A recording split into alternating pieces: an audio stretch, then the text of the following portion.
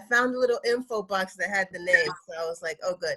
Yay! Okay. Yay! Hi, Carolyn. Hi. Om Namah Sivaya. How are you all doing? Hello. Good. So nice to see you guys. Yes, thank you for clearly explaining everything. I watched your video and it was excellent. Oh, okay. I'm glad that it helped. I'm trying to just trying to keep everybody as informed, and when they have questions, this is all new to us. So Yeah. honestly, this class is really about that. It's, you know, it's how do we conserve our energy right now, because there's so many new things happening. Reading a paragraph takes energy. Yeah, it does. Everything, you're so tired of being connected virtually all the time. Exactly. Oh, and you know, it's odd because, not odd, but it's just, again, we'll talk more about it as, you know, we go through this hour, but you know, you have these realizations now of having to learn things that you really just never paid too much attention to. Hello, Eunice. How are you? Namaste. Om Namah Sivaya. Yeah, so before we even get into it, because this is why I wanted to do this, let's begin by settling down, right? I've been up all morning, my energy is, so let's come to a comfortable seat, having a nice My cold. pencil.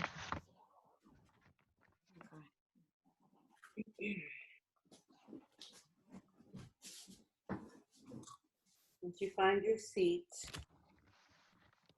have a nice relaxed spine, shoulders relaxed.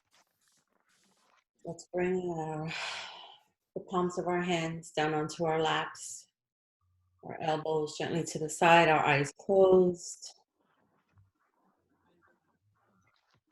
Let's just start breathing here, taking some breath, inhaling and exhaling from the nose, settling our prana.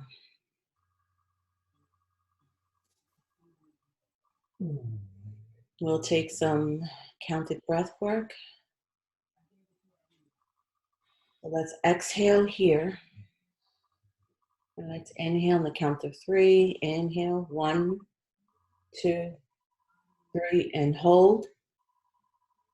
Exhale, 1, 2, 3, and 4. Inhale, 1, 2, 3, hold. Exhale, 1, 2, 3, and 4. One more time. Inhale, 1, 2, 3, hold. Exhale, 1, 2, 3, and 4. Keep your eyes closed. Continue breathing here. Allowing the body to relax, become grounded. And just clearing our minds and our thoughts, releasing anything that may have happened before we came together this late morning.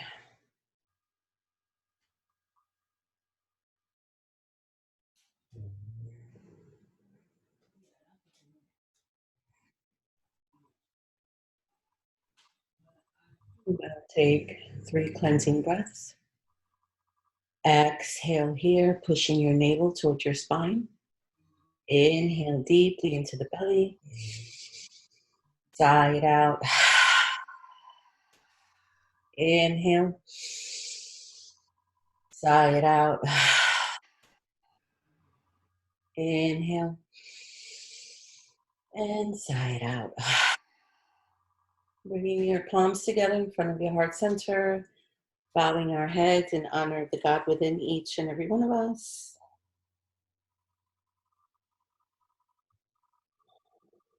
Namaste, everyone. Slowly open your eyes. Release your hands.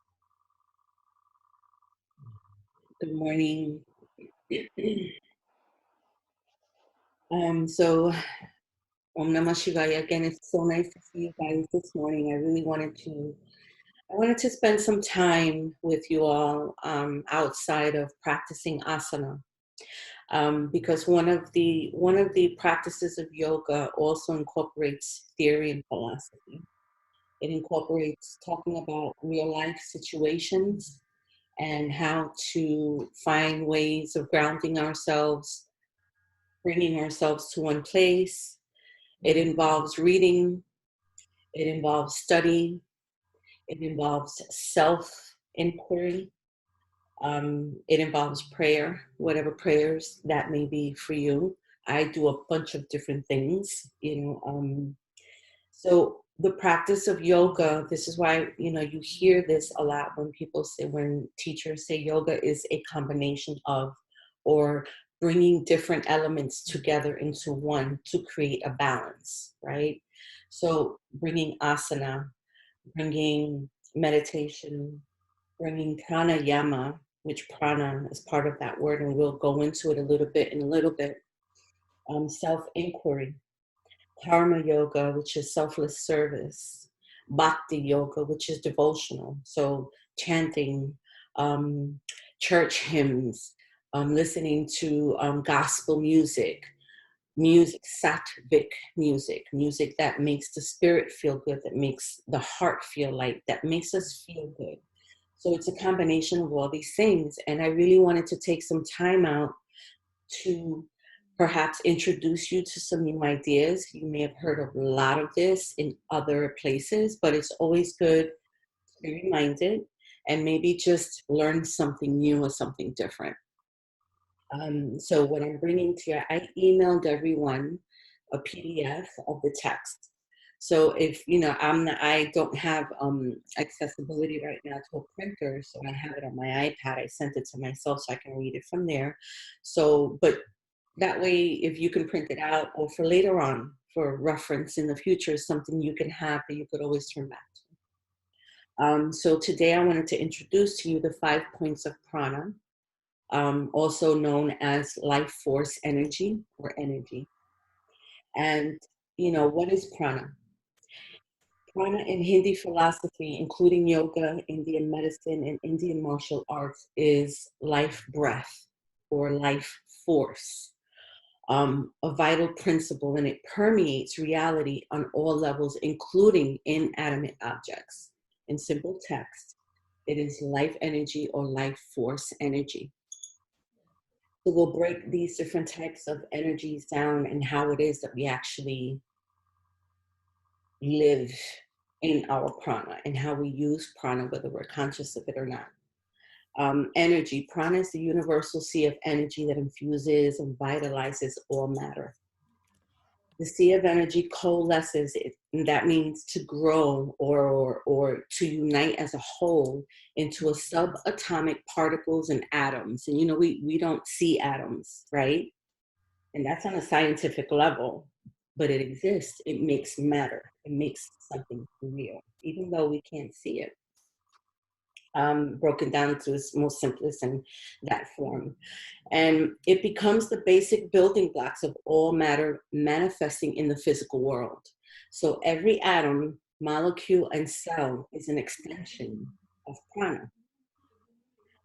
Just as waves are extensions of the sea that lies beneath them. Life. Prana is also the power that flows in all living forms and performs vital functions. Paramahamsa Yogananda called this aspect of prana life force. He further explained that life force possesses an inherent intelligence enabling it to carry out the life-sustaining processes.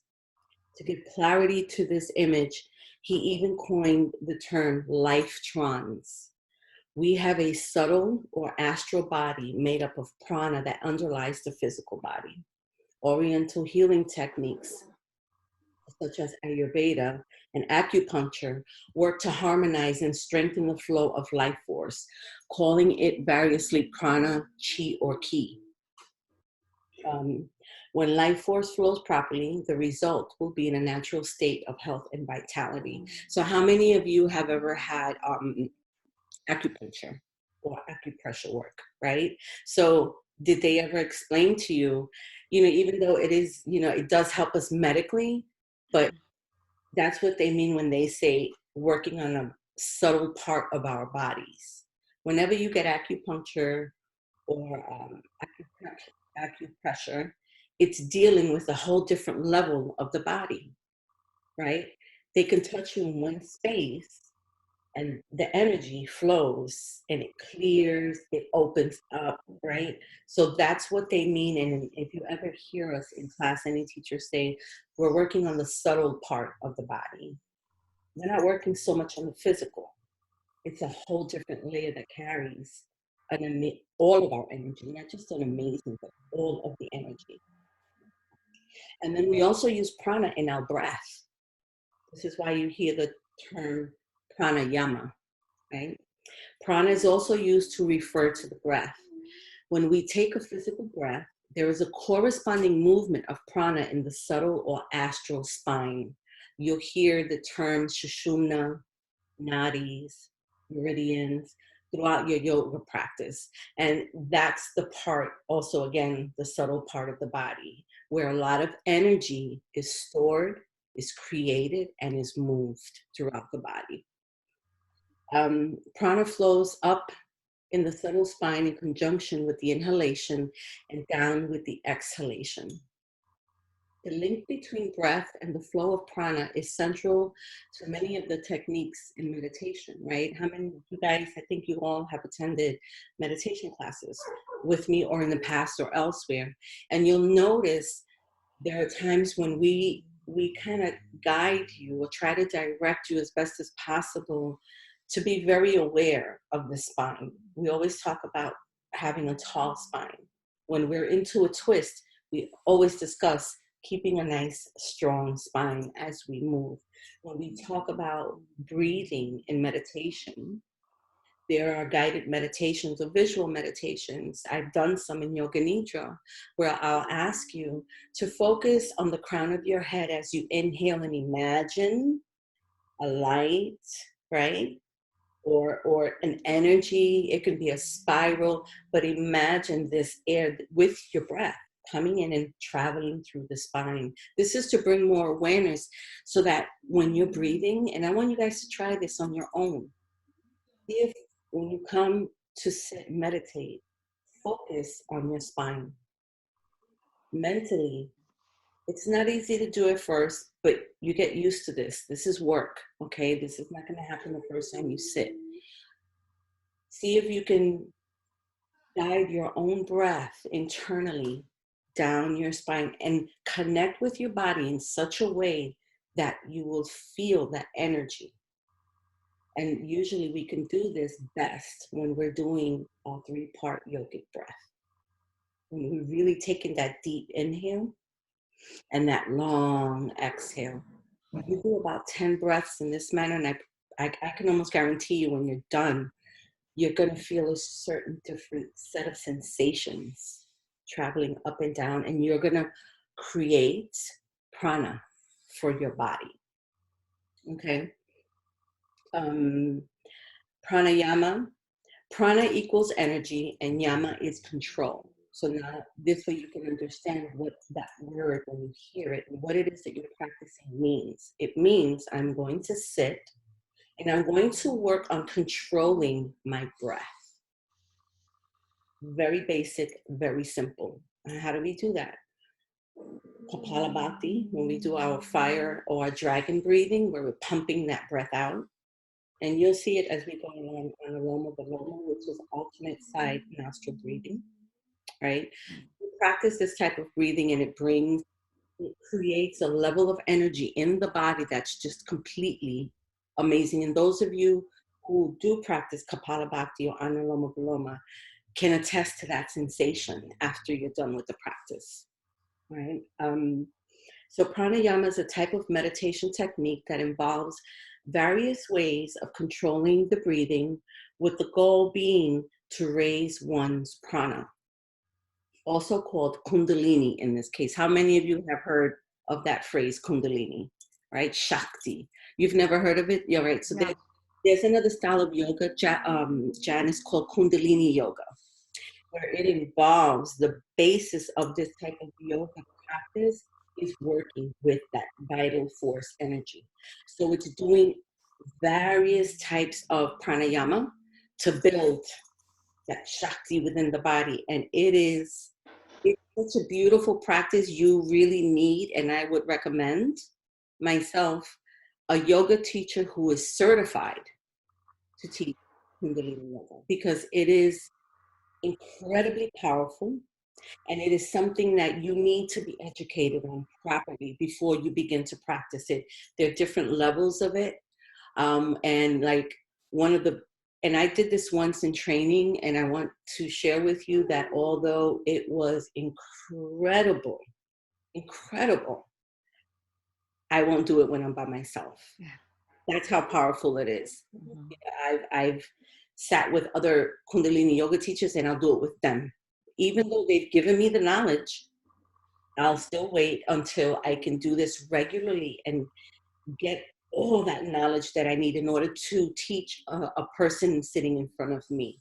But it is such a beautiful practice, and it takes you to a whole different level. I really can't explain in words. What I can tell you is I felt an amount of energy surge in my body doing one breath technique where it incorporates bandhas, which are ties or binding internally.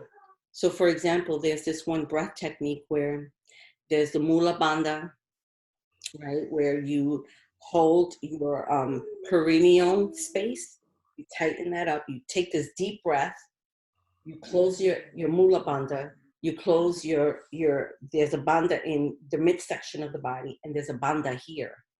And we close these sections internally, and we lock it, we hold, and then we breathe. I did that for maybe 15 seconds. And that alone was like, wow. And my teacher said, do not do this practice alone. Find yourself a teacher. So if you're curious about pranayama, breathing, and those things, then I would recommend research some Kundalini Yoga and see if you can find a teacher, especially now virtually, who are giving those classes online, because it's an amazing practice. Mm-hmm. Does anybody have any questions so far? No? Okay. So we're going to go into the 5 points. And so the 5 points of prana, I felt, again, especially now in these times where we're at home, there might be certain things on this list that some of us may not be able to do easily, but I wanted to incorporate them because it's not only about right now, what we're going through, but it's also about every day, daily, because this is going to pass, right? It's going to pass. How long it's going to take, we don't know, but it will pass. And we will get back to what, a semblance of normality in our lives, where we'll be able to go out and explore a little bit more. So just know that some of these things you hear, like, I really can't do that right now. It's okay. It's not just for now, it's also for later on. So the 5 points of prana are, and if you want to take notes, you can, or you can just read along if you have your stuff, right? One is increasing prana. The second one is conserve prana. The third is balance prana. The fourth is channeling prana. And the fifth is purify prana. Okay. We can also think of prana as a bank. This might be a simpler way of just thinking about prana in general. Think of it as a bank having withdrawals and deposits. Okay, so this is how you can think of your prana, having withdrawals and deposits and checks and balances. That's basically what we're going to do here, right? And points 1 and 2, they go hand in hand, because in order to increase and and keep your prana, you have to conserve it, right? And if you don't conserve it, then you have to go back to increasing it. So points 1 and 2 kind of go hand in hand. And then I also want you to think about a term called pranic debt, which is low prana, low energy, right? Low prana leads to low self-esteem. These are some of the issues that come from having that low energy. It can lead to self-esteem, depression, anxiety, boredom, and increasing your prana in nature. You know, these are simple ways that we can do it. Connect to the natural, sunshine, taking a walk in nature, opening your windows, right? All of our actions and senses are involved in increasing pranic level. And what does that mean is that we can use all of our senses to increase prana, to conserve it, to balance, to channel, and to purify. All of our senses are involved in that. So when we think of it in those terms, then we can look at it from the 5 elements perspective, and how it relates to our senses and our behaviors. Okay, does that make sense? Mhm. Yeah. Any questions so far? No? Okay. So the first element, let's look at earth, right? It's every time we do something, especially yogic related, and we talk about the ground, we talk about the mat, we talk about earth, and earth is the first one. And the sense associated to earth is smell. And the body parts associated, it's the nose and the anus. And the action or function is elimination, right? So when we think about the body parts that I mentioned that are involved, we eliminate from both those body parts, right? Blowing our nose, sneezing, and then of course, cleansing the body, allowing the body to get rid of whatever toxins we've put into it. The second element, water. The sense involved is taste. And the body parts involved are the tongue and the genitals. And the action and the function is reproduction. The third element is fire. And the sense is sight. The body part are eyes and feet.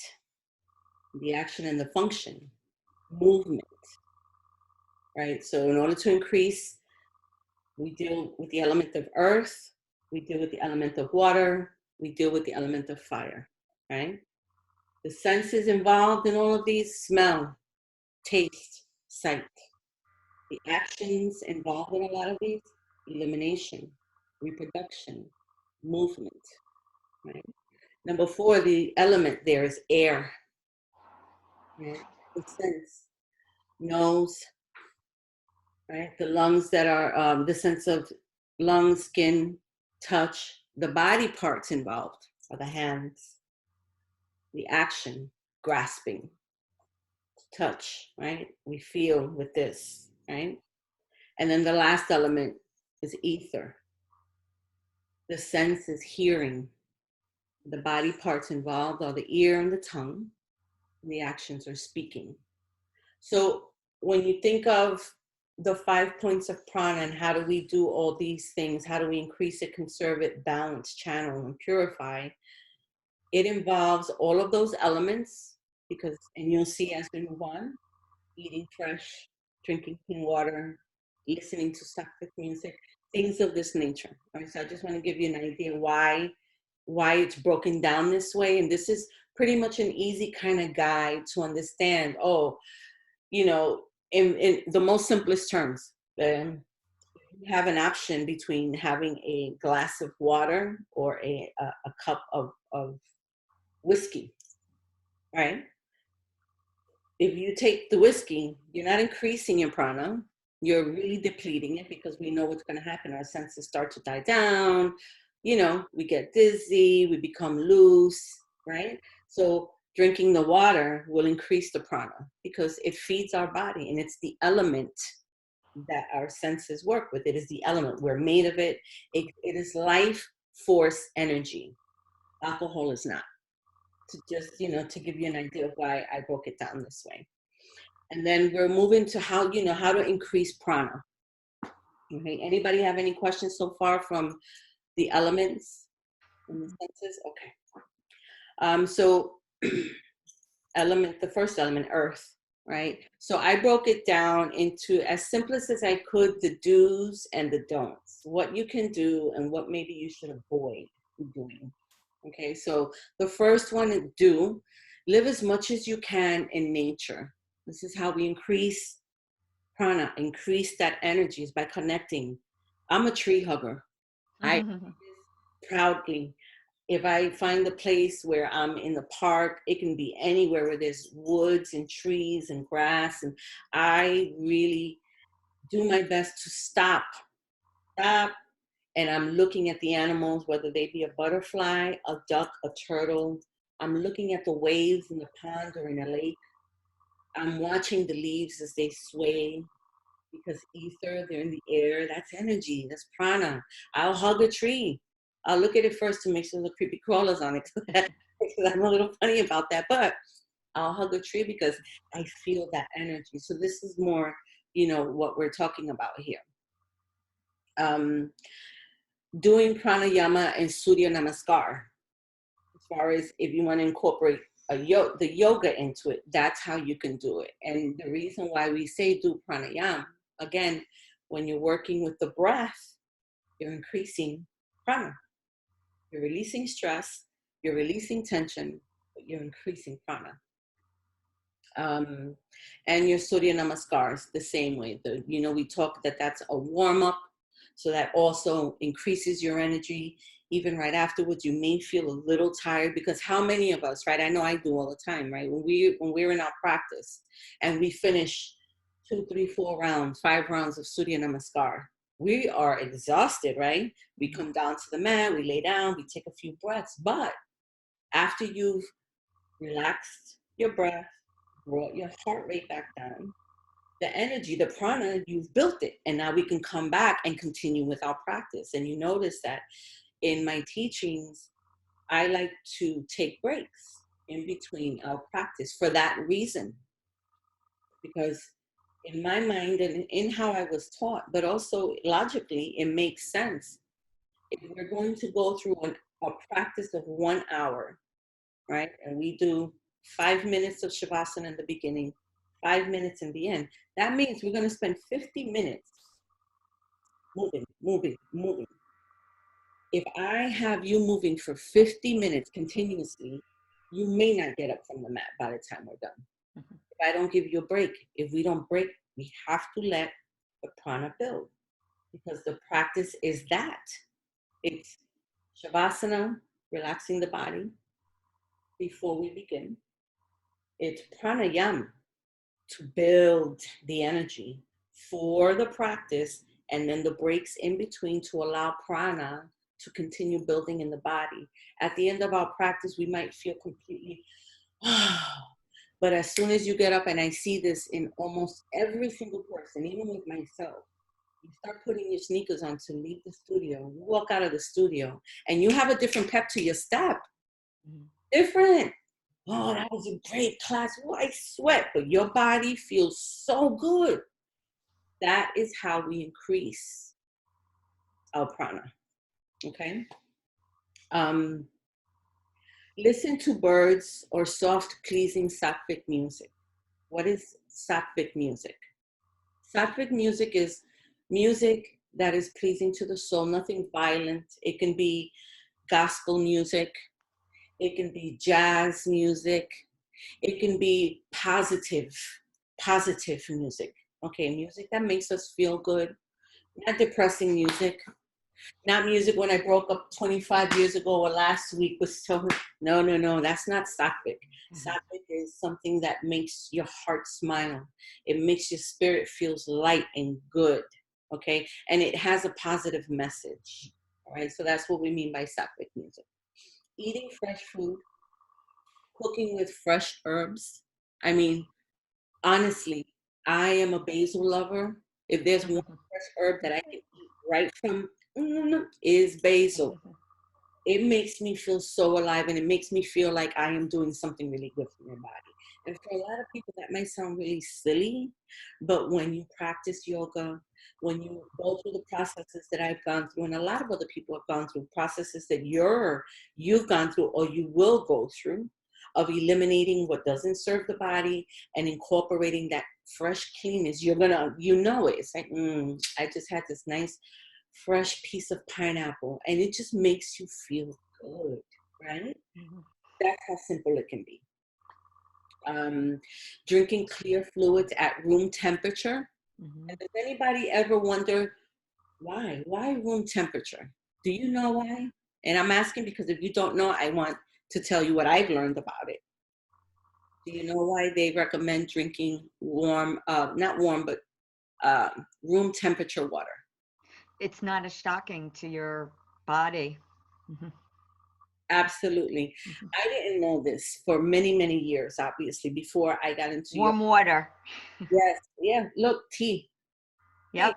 I drink, I've always liked it warm because I'm not that good at drinking enough water. And if I have a cold cup, then I really can't just be drinking it. So if I have room temperature, then I'm able to like sip it down and get it in my body. So I just always liked it better room temperature because then I know I'm going to drink it instead of like letting it sit. And right.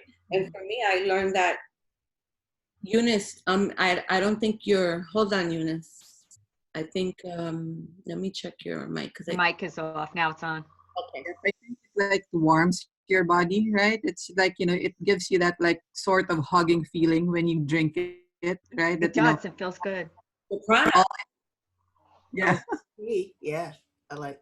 And one thing that I'm going to give to you, right, offer you to keep in your mind too, is that just as Janice said, it's not as shocking to the body, right? When we wake up in the morning, our intestines are pretty relaxed.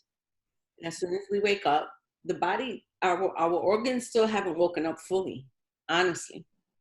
And our digestive system is really sleeping still. We don't eat in the yoga tradition where I was trained. Our first meal of the day happened at 10 o'clock in the morning. We were up at 5:30. Just to give you an idea, right? It takes a good amount of time before the digestive system is actually up and ready to work, right? And this doesn't happen as soon as we wake up in the morning.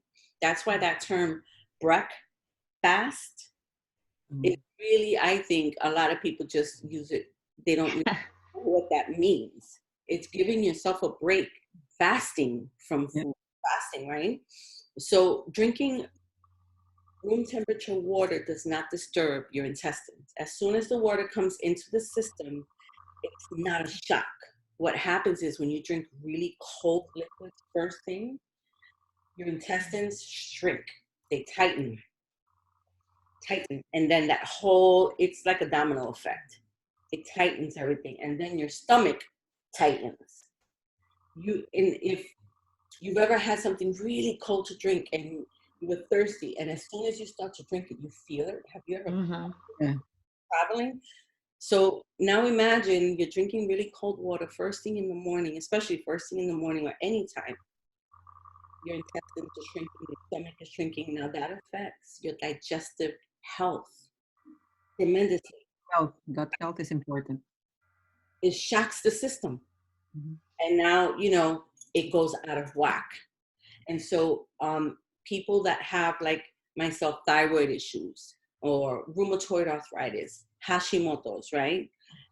That's something that we have to be aware of, and we should begin to practice is warm liquids, or not warm so much, room temperature.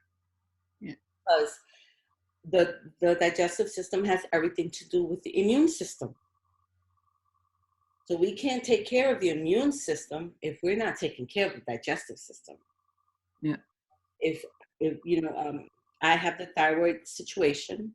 Now, if I start losing control of what I'm putting into my body, no matter what medications I take, no matter what herbs I take, I have truly created havoc for my immune system because of what I ate.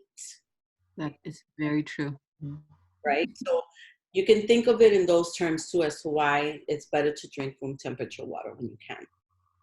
And not only that, Caroline, right? It's like for me, being like also having a thyroid problem, drinking warm water, people think that, having coffee is healthy, right?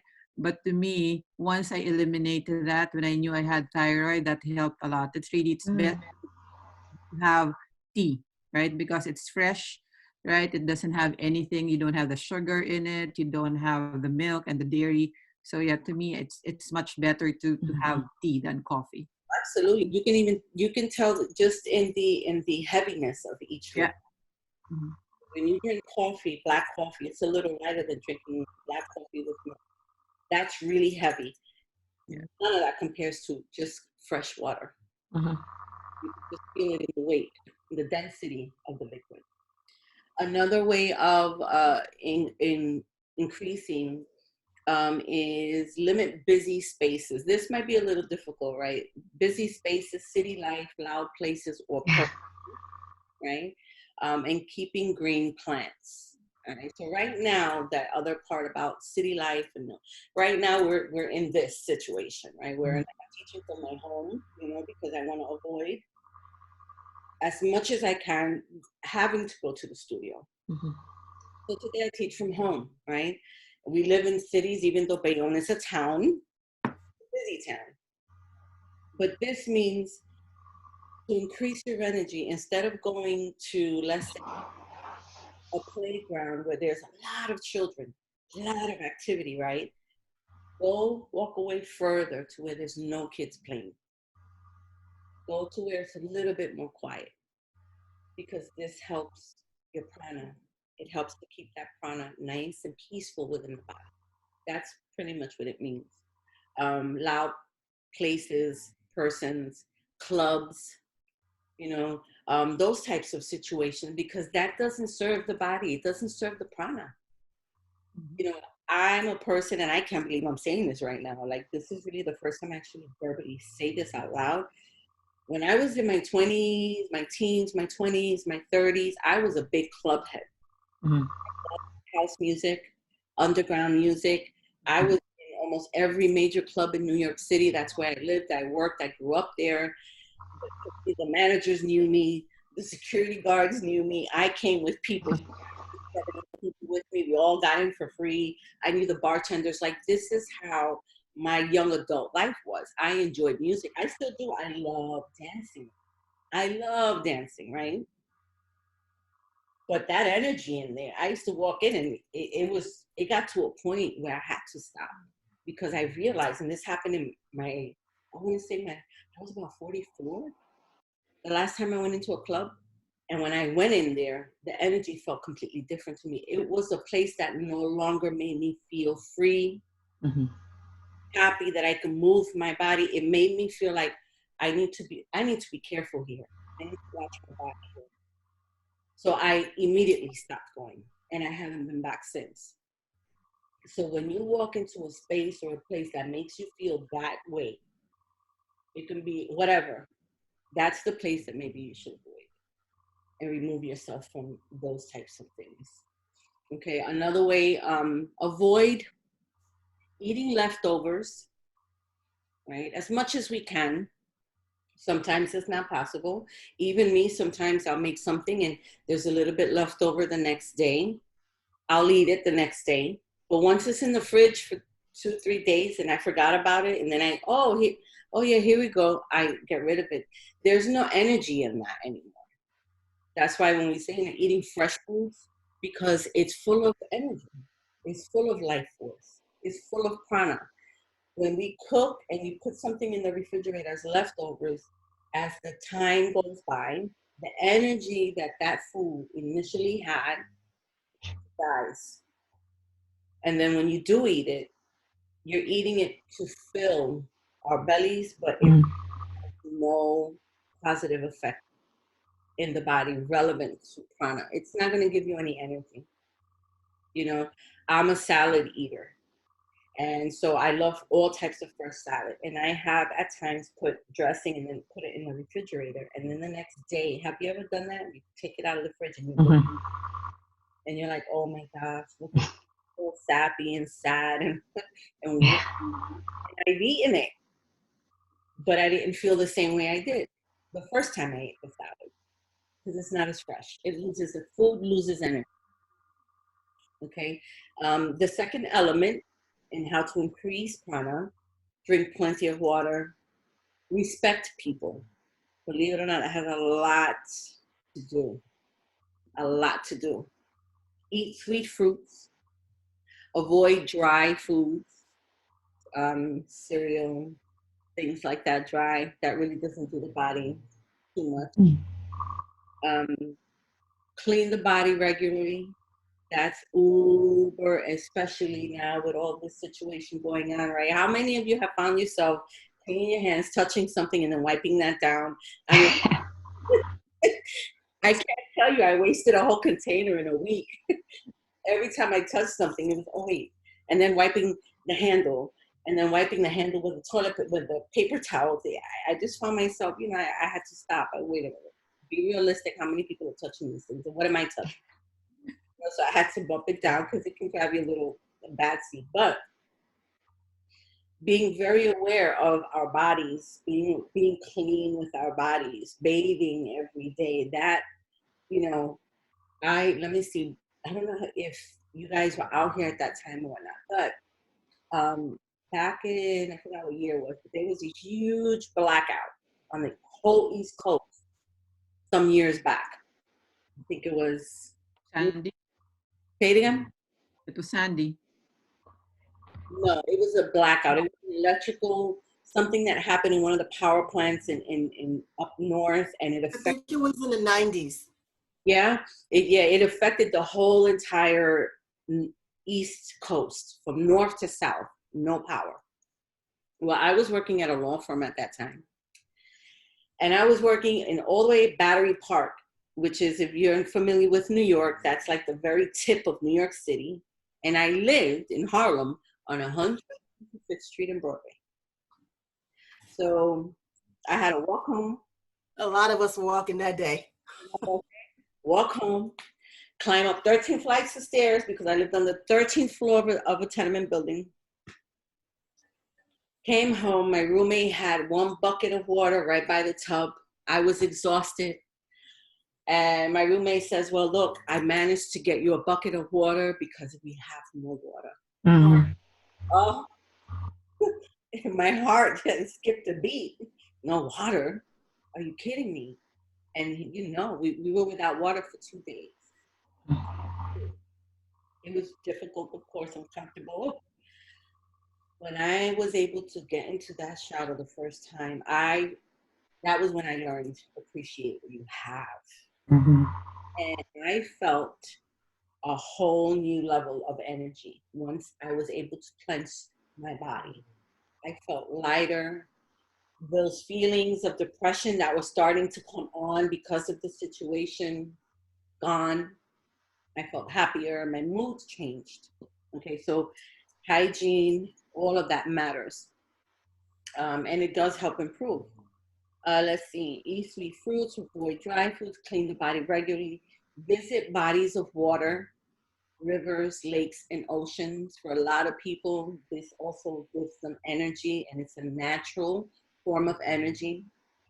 The third point, avoid soda. We were just talking about that. Soda, coffee, alcohol. And believe it or not, limit sexual activities.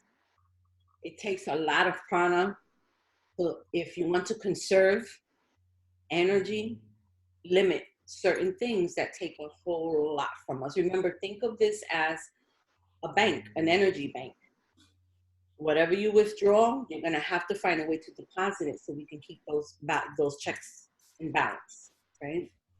The element of fire, do increase your time outdoors if possible. Again, drink warm or room temperature water and eat clean food. The element of air, get fresh air, ventilate the home, do pranayama meditation. Avoid as best you can, especially now we can do it because we have to be home, but this is another point for later on. Avoid traffic, make plans simple, so plan ahead. The element of ether, right now we can't do this is for the future, but do hold babies, or maybe small little pets, Dogs. cats, hold these babies. You know, they have a way of just making us feel so good just from the moment that they're in our arms. Watch your thoughts, think positively, chant mantra. They say that those who chant mantra will master the mantra and will therefore master themselves. So the more disciplined we can become with that, we master a mantra, we will be able to master our own thoughts. We'll be able to take better control of how we're thinking and how we're moving and what we're doing. Pray more. Surround yourself with higher minded individuals, people that are thinking on a higher vibrational level. It's not, this isn't a judgment of I'm better than you or you're better than me. Absolutely not. This is more about aligning yourself with individuals who have that same thought process that you do, right? Right now, if we're looking towards a yogic life, or we're looking towards a Christian, or we're looking towards the Bible, or whatever it is that we're looking to gain a foundation to make our lives better, to make the lives of those around us better, then we can't associate with people who are doing the opposite of that. I mean, that just doesn't make sense at all. And do worship, do pilgrimages. You know, maybe not now, we can't do a pilgrimage to somewhere, but yeah, chant your mantra, say your affirmations over and over again. And if it's difficult to say them at first, write them down. How many of you got punished as a kid and had to write, I will not do that again 500 times? I know I did, and it works. They say if you repeat something long enough, it becomes a part of you, right? If someone tells you over and over and over and over and over again, you're beautiful, that becomes a part of you. If someone tells you over and over and over and over and over again, you're a horrible person, that becomes a part of you, right? So even when you write it, you may not be verbally saying it, but the mind is thinking it. This is why mantra meditation, chanting, you know, om is so important, because it creates that fun. It builds it up inside of us. Okay. Avoid thinking negatively, avoid negative people, avoid having self-respect. Balancing prana. One way is doing asana. Always do asana practice that reach each side of the body, front, back, and both sides. And this is to keep the balance. Okay. To integrate the right and left brains, emotions, and intellect. Let its equality, its centeredness be anchored in oneself, or the sense of self. Practicing asana brings both sides of the brain and the body to balance. It gives you a little break. Yoga helps to be centered and balanced in all ways. And what I mean by that is, how many times have you come into a class, right? You left your job, you're rushing, whatever it is, and you had the worst possible day ever, but you get on your mat. By the time you're done and you get off the mat, you are now centered and balanced. This is why asana practice is so important, all right? Because you did the work, you did the pranayama, you did the meditation, you did the asana. Now you're centered and balanced. Before you got there, you weren't centered and balanced. You were thinking about, oh my God, what happened here? And oh, what's happening there? And oh my God, I just heard this. And I have to hurry up and get to the studio before I'm late. And I lock the door. All these different vibrations are happening. We're not centered by any means, but you get on the mat, you do your practice. By the time you leave, you're more centered.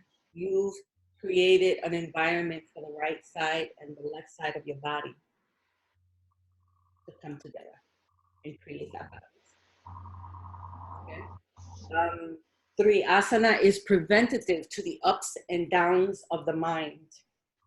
I can speak for myself, where plenty of times I've gotten on the mat because I was upset about something. And at the very beginning, I didn't know what I was going to do in my practice, but I just knew that I wanted to move because I wanted to get this out of me. I wanted to get that feeling of being upset or whatever was going on out. And I knew that practicing asana would help me do that, right? It helps me deal with the ups and downs of my own mind. I was diagnosed as a young kid with bipolar depression, severe mood swings. This was my life growing up, not as an adult, from the age of 9 through my entire life, Wow. medicated.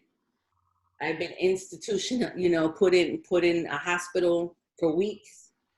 Okay, I came out addicted to prescription medication that they were feeding me there for 2 months.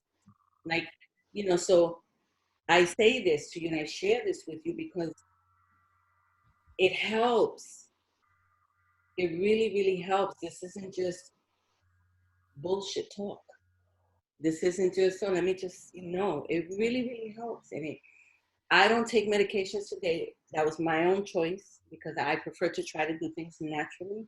And when I introduced yoga into my life, and meditation and pranayama and scripture reading and studying, it really helped me to understand that thing that lives inside of this coconut head and how I can do my part as best as I can naturally. Maybe not to stop it, but to control it a little bit more, a little bit more realistic and be more in the present moment. Does that make sense to you guys? Yep, does. Yep. Right? Very So, much. okay, so, practice it is a preventative to the ups and downs of the mind. And so I want to explain hatha yoga and how hatha yoga helps with this. Hatha yoga, it is a classical style of yoga, right? But hatha yoga works to bring the balance into the body. So ha is the cooling side of the practice.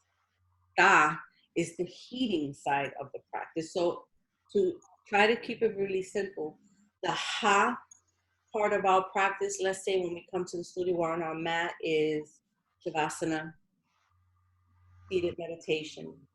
When we're in our stretching postures, right? Not a lot of heat because we're not moving. So it's a cooling side.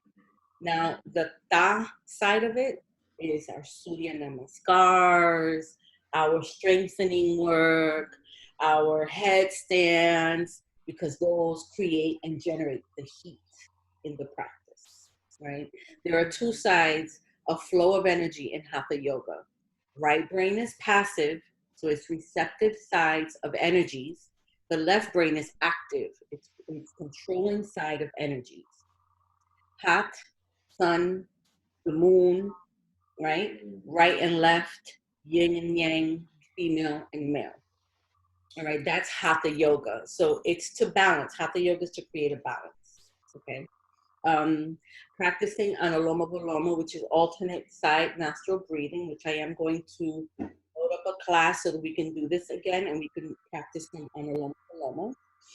This pranayama practice brings peace and calm to the central nervous system almost immediately after practice. Very true, I can vouch for that. The left nostril is the cooling side and the right nostril is the heating side. Do asana, to be in your practice, but practice within as a collective. Okay, and what do I mean by that? Even though as individuals we come to as an individual, when you practice, think of it as a universal practice. You're practicing as a collective. So whatever it is that you are releasing in your practice, think so and wish so that as a collective or as your neighbors, your family, your friends also release what you're releasing on the mat. And whatever you're bringing into yourself from your practice, give that as a collective to those people at home, those people around you. A lot of times in our Shavasana, we say towards the end, or even in the beginning, begin to set your intention for your practice, right? So in that area, that's where you can take a moment and say, my intention is that I increase my pranayama during my practice. Wish that for everyone else as a collective. That's what that means. Imbalance happens when emotions and intellect happen when we become attached to lower emotions. So imbalancing emotional imbalance, intellectual imbalance happens when we become attached to our lower emotions. Unhappiness comes from our own imbalance, our own minds. It doesn't come from anything external. Now, when you break things down to the very, very, very core of it, it always winds up within. It could be any situation. It can be, well, I got to the place late. Why did I get to the place late? Because this happened. Or why that happened? Because this happened, because this happened, because this happened. And more times than not, when you finally bump it, break it all the way back down, it always winds up back to here, you. I was late. Why was I late? Because I forgot to make the coffee, so I had to start to make the coffee, okay? But why did you have to start to make the coffee? Because I didn't set the pot the night before like I usually do. Why didn't you set the, you understand what I'm saying? Like that. Okay? Grief, blame, and anger come from lack of recognition that we can correct our own thoughts about it. That's a pretty heavy one, I think. And I think that some people might read that and say, wait a minute, I can't change my thoughts about this or that or the other. But when you really come down to it, you can. I think that a lot of us, and because we're conditioned, it's very easy for us to slide into that space of denial. It's very easy for us to deflect and not really look deeply at a situation because we don't want to feel. We don't, it's uncomfortable for us. But when you think about situations that may arise, especially now during these times, we can correct our thoughts about it instead of panicking, for example, right? Go into a panic. We're going to run to the supermarket and we're going to hoard. Let's buy every loaf of bread because we're panicking. We're panicking. If we stop, let's take a couple of deep breaths. And now let's think about it with a little bit of clarity. Is it really necessary for me to go to the supermarket and get 20 loaves of bread when I live by myself with a cat or a dog, right? How can I fix this? How can I not panic? First, breathe, settle your body down, and then look at the facts. Look at the reality of what's happening. So don't pay attention to all of your friends on Facebook posts, right? No.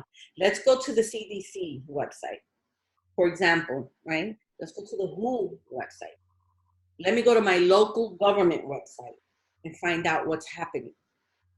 Let me not listen to Barbara down the hall that for a thunderstorm, she blows it up because that creates a panicking sensation in my body and it makes me feel like I need to do something about it. No. Let's breathe. Let's really think clearly. That is what that means. That means we can control our thoughts. We can control the reaction. Okay? The more we hold on, the more we suffer. The more we hold on, the more we suffer. We have to come to a place, especially now, we're going through this stuff, we can't do this, we can't do that. We have to surrender. We can't do it. We can't. And it's okay that we can't. This is a technique of dealing with these situations, these crises type situations. In a crisis, more times than not, there's a lot that we do not control.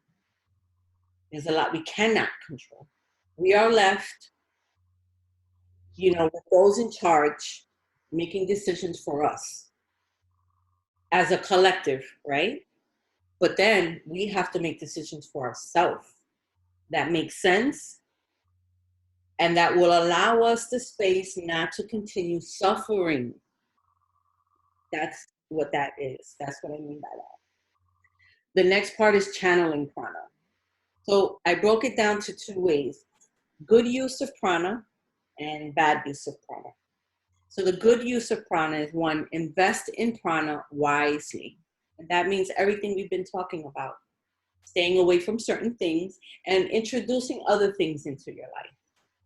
Practice right use of prana So not wasting your energy on, arguing.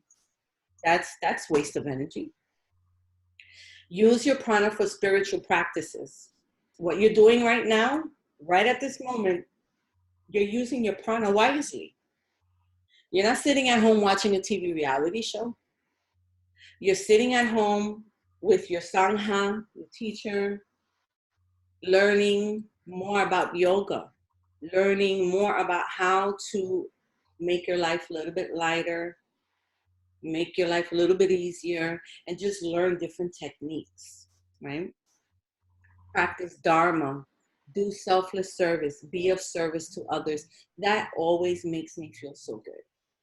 If I'm feeling like crap, and there are days when I wake up and I feel like crap, the first thing that I try to look to do is to be of service to someone else.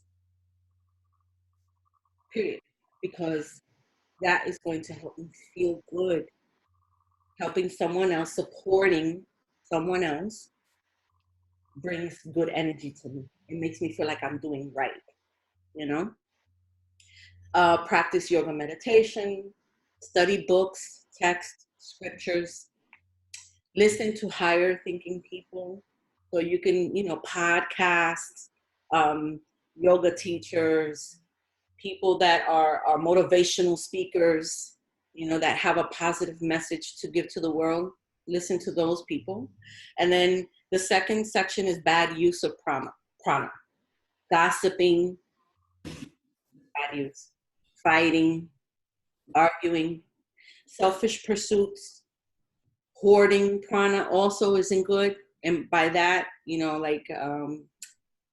I was told when I went to teacher training and I sat with my acharya, and there's a time where you get this one-on-one with this person, and you can ask a question, and a conversation comes from that question. And the one thing that she told me was, when you go back and you begin to teach, you're going to find yourself in a time where you're going to have to begin to distance yourself from the general public. In my head, at that moment, I was like, yeah. And can you get that, please? Head, my ego. Call from Early Fund. Sorry. Call from Early Fund. Got it? Okay. Sorry. No, that's fine. So at first, I didn't really understand how to take that. I didn't know.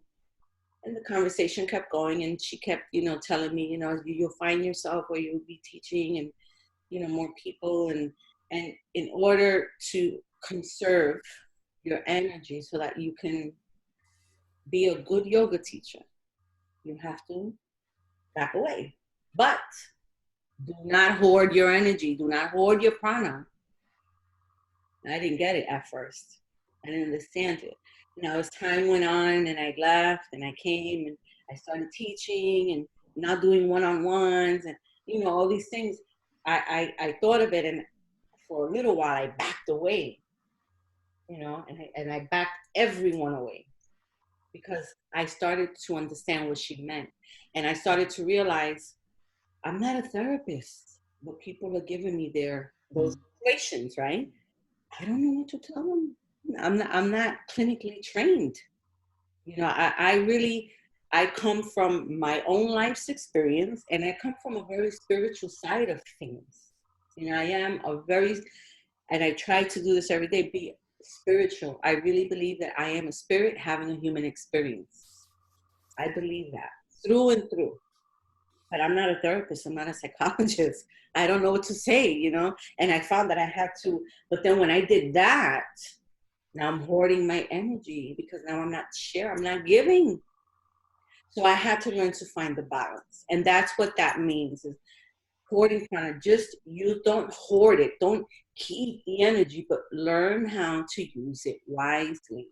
Learn how to give it where it needs to be given, and then learn how to conserve it and increase it for yourself when you need to. it's important that we find that balance. So don't hoard your prana. Use it wisely for the collective good, right? And use it. Just do it wisely. Pay attention to how we do these things. And then we have purifying prana. So in the subtle body, purifying the prana incorporates purification of the nadis and the meridians. Now this has a lot to do with Chinese medicine, right? And earlier we spoke about the spine being a center of energy for the body. In Chinese medicine, that's called Shushumna. You can Google it after this and you can learn more about it. And then the nadis and the meridians. And these are all different parts of the body that contain and hold and share and use and spread energy within the astral and subtle part of the body. So I would highly recommend you do some research on this. You know, now that we're home, we have time for these things, and educate yourself a little bit more on these things, and you'll find ways, and you might even recognize some things that were done in acupuncture, acupressure, words that you've heard, either hypnotism, meditations, and things like that within this body, okay? So how do we purify the nadis and the meridians? Again, yoga practice, asana, pranayama, especially the anuloma viloma, especially that one, because that one involves bringing the left side and the right side of the body and the brain to a balance using our nostrils. Diet, have a proper diet. And if you can, if you're not a vegetarian, maybe begin to incorporate, let's say, meatless Monday nights at home. Every Monday, vegetarian meal for the whole family. You know, something like that. And start to, you know, really look at what you're taking into the body. Meat, I was a meat eater as well, but I can tell you that it did incredible harm to my body. It made my rheumatoid arthritis so much worse. It doesn't fit in my body no longer. And I can honestly tell you that ever since I stopped, I feel so much better, especially with the rheumatoid arthritis. It's helped. Purifying also is having pure thoughts, pure environment, you know, as best you can, keeping your space clutter free. You know, some people have, I have an organized chaos in my room, right? I have stacks of books everywhere, but I can tell you what books are where and why they are situated, right? And that's what that is keeping an organized space. I've learned, my mother was a hoarder. And when I say a hoarder, I mean the worst kind of hoarder. She was there on that level. And I came to a point where I had to stop visiting her because seeing how she lived made me realize that that was her mind. I was looking at her mind. So if you clear your space, you organize your space, this is how the mind is, okay? Pure food, no drugs, no alcohol, you know, things like that. It just creates more confusion and lackadaisical ways of being. So the conclusion, okay, is now that we're here in this space, in this place, in time, in the world, is the time to recharge your battery, force a retreat within the self, to have that conversation of what needs addressing. And that is only a conversation you can have with yourself. And you can have this conversation in your bathtub with bubble bath, right? Warm water and sattvic music. And have that conversation. Retreat within the self, okay? Limit outgoing senses and worldly experiences. Practice yoga. And then I incorporate a little daily checklist. Practice my yoga daily. Practice my daily pranayama. Practice concentration, which is daily meditation. And that could be mantra. That could be repeating an affirmation. Things like that. And keep yourself busy by chanting.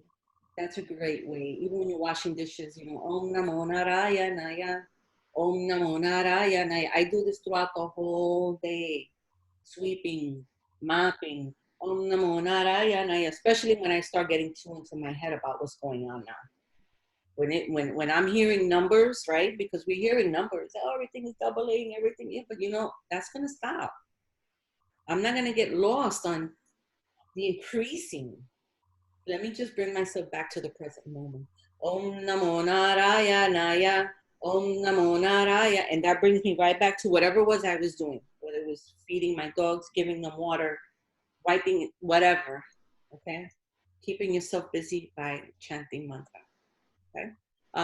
Any questions? This is we have the meeting is on until I think 12:30, 1 o'clock or something. I said it, but I wanted to give us time for Q&A and maybe perhaps discuss some ways that we all have been, dealing with this quarantine and give each other ideas or anything like I have a that. question.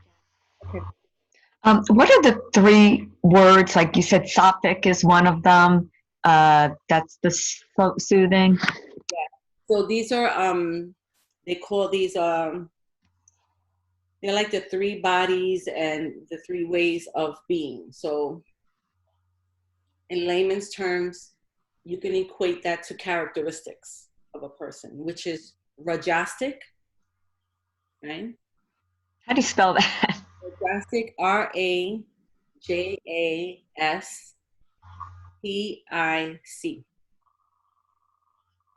Okay. The Thank you. second one is tamastic, tama, Tamastic, tamastic, or tamas, Tamas. These are the 3 gunas, what they call the 3 gunas. Okay? And then the third one is sattvic. And what these are basically 3 different ways of our characteristics, our temperaments as human beings. So a rajastic individual is an individual who is, let's say, very active, an individual or a behavior that is more self-centered. It's more about the me. For example, if you have a rajastic yoga teacher, okay, a rajastic yoga teacher is more about ego. It's more about the teacher doing for the students. It's more about my way, my teachings. How can I do for me? How can I do? It is this right here. Okay, Tamastic is an individual, and it's not to say any of these things are bad, because we're all on different levels of growth in this experience. Tamastic individuals are those that are more lackadaisical. These are people that are way really bad. These are people that would prefer to stay at home, eat on the sofa, not get up and do yoga, not go outside and participate with the world. Very low energy. Rajastic, very high energy. Just to give you an idea of what I'm talking about, right? And then sattvic is that balance. Sattvic is the person who's more quieter, the person who practices self-inquiry, the person who thinks about the external before themselves or before the in. They look out to selfless service. How can I help? How can I be of support? Before they think of themselves, it's more outward, more pure in thought, pure in heart, thinks collectively, where Rajastic and Tamastic people think themselves.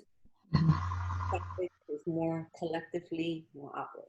So just to give you can research as well, and you can begin to understand. We all learn where, and it's good that you do this. Self-discovery. This is where you start to realize, what, I think I am a little bit more Tamastic. I'm that person that I question my teacher. Rajastic and Tamastic people are like that.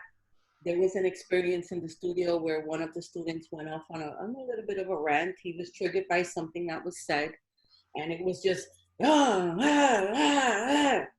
very Rajastic, very angry, yelling, the voice was going up, and he was completely closed. There was nothing that can be said to him that would make any sense in that moment. He was very much, and Janice, you were there, I believe, right? Yes, yes. So you can see that was the perfect example Mhm. of a drastic personality, a person that wanted to control, because it's about me. It's about me. It's about how I felt. It's about I. That is what Rajastic is. Tamastic people can be that way as well, but they could also be at the very other side of that spectrum where they don't give a shit. They don't care. Right.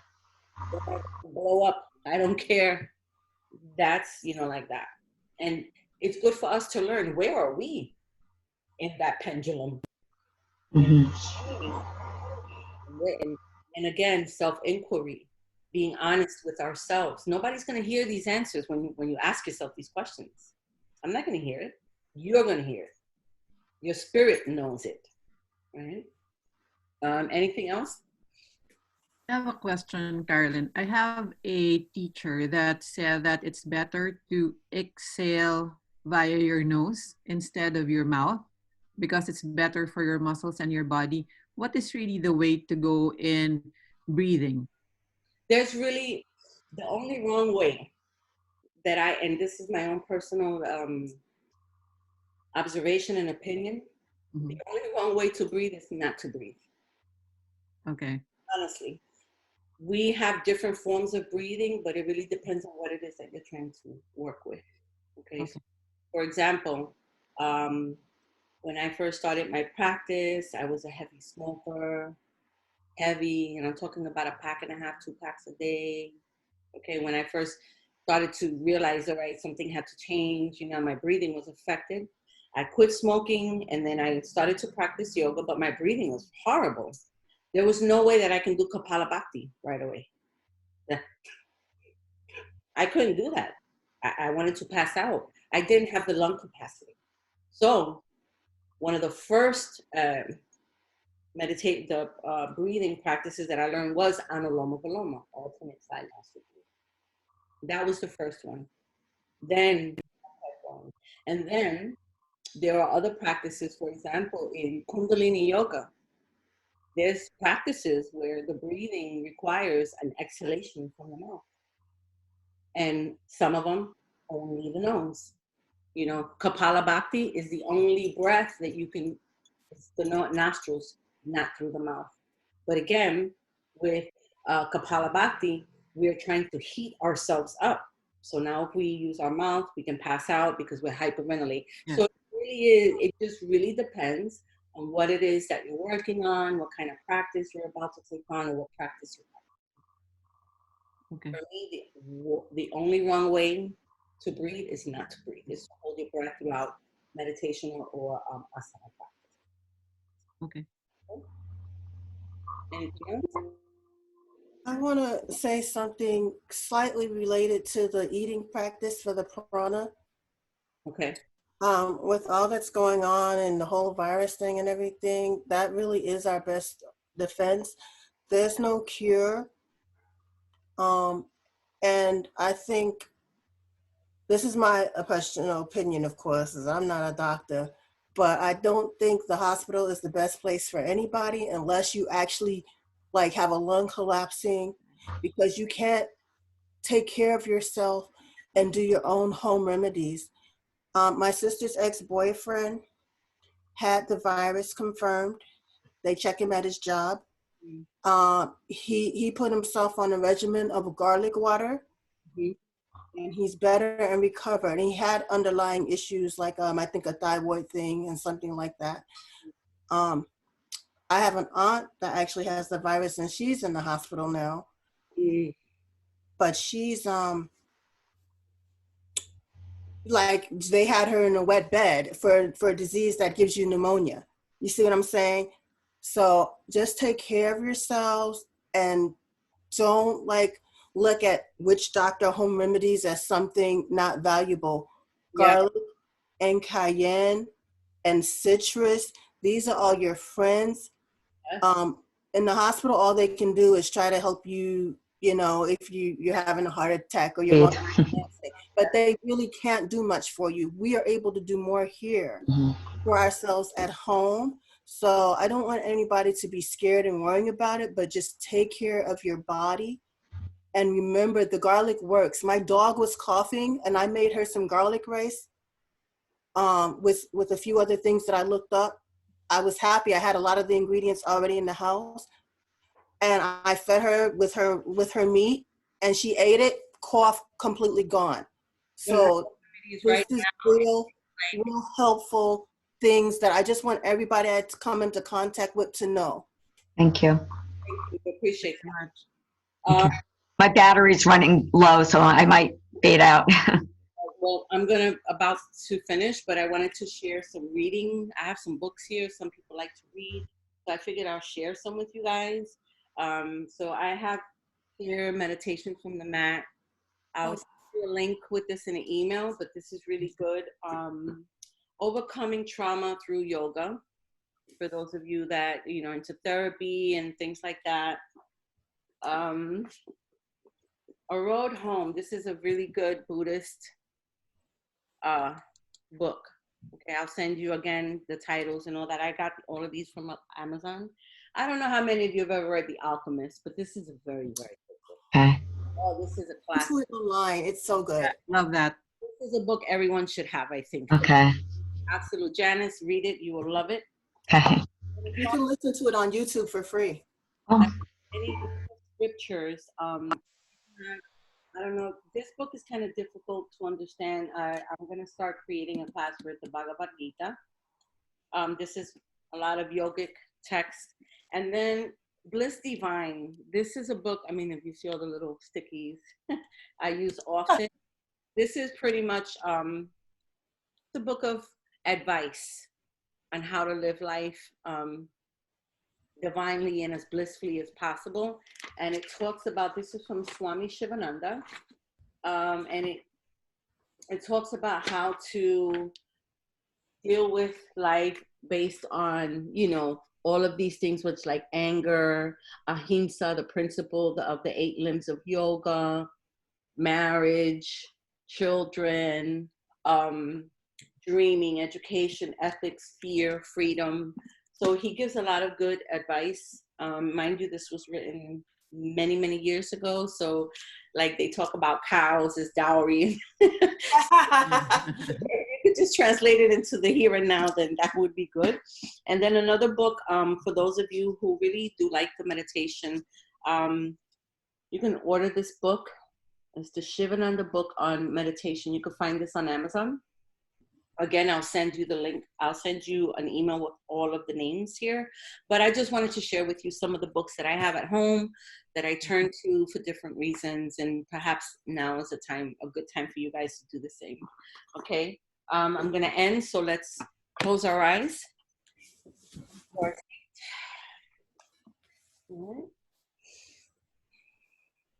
So relaxing your shoulders, now finding a comfortable seat.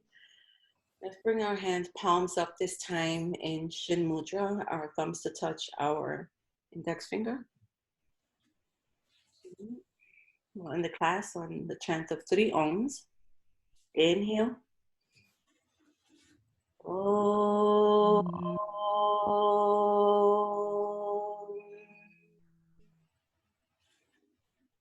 Inhale.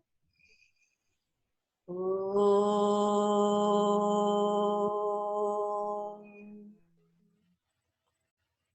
Inhale.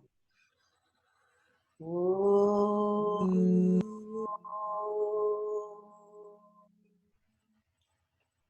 Bringing your palms to touch in front of your heart center. Bowing our heads in honor of the God within. Thank you so very much, yoginis, for joining me today for this beautiful discussion on prana. I hope that this class serves you and gave you good information. Continue your practice, continue your asana, pranayam, your reading, and I will see you for the next class. Have a wonderful day, yogis. Namaste. Namaste.